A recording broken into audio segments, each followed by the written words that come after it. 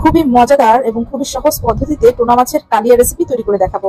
এভাবে টুনা মাছের কালিয়া তৈরি করলে এই রেসিপি দিয়ে এক প্লেট ভাত আঙুল চেটে পুটে খেয়ে নিতে পারবেন। আর এই রেসিপি এতটা সুস্বাদু, একবার খেলে বারবার খেতে মন চাইবে। বাজারে টুনা মাছ খুবই সস্তায় পাওয়া যায়, আপনারা চাইলে এভাবে টুনা মাছের কালিয়া তৈরি করে আঙুল চেটে পুটে এক প্লেট ভাত খেয়ে নিতে পারবেন। তো আজকের এই রেসিপিটি সম্পূর্ণ দেখতে চাইলে আমার ভিডিওটি সম্পূর্ণ দেখুন এবং আমার সাথেই থাকুন। মজাদার রেসিপি তৈরি করার জন্য প্রথমেই এখানে নিয়ে নিয়েছি 4 টুকরা টুনা মাছ। টুনা মাছগুলোকে খুব ভালোভাবে ধুয়ে পরিষ্কার করে নিয়েছি। এই পর্যায়ে এখানে 1/4 টিস্পুন লবণ, 1/4 টিস্পুন হলুদের গুঁড়া এবং 1/2 চামচ পরিমাণ লাল মরিচের গুঁড়া দিয়ে দিলাম। তো এখন এর সাথে দিয়ে দিব 1 টেবিল চামচ পরিমাণ সাদা সয়াবিন তেল। তো এখন টুনা মাছগুলোকে খুব ভালোভাবে এই মশলাগুলোর সাথে মাখিয়ে নিচ্ছি। তো টুনা মাছগুলোকে খুব ভালোভাবে মেখে নিলাম। এই পর্যায়ে প্যানের মধ্যে সামান্য পরিমাণ তেল গরম করে নিয়েছি। গরম তেলের মধ্যে মশলা দিয়ে মাখিয়ে রাখা টুনা মাছগুলো দিয়ে দিচ্ছি।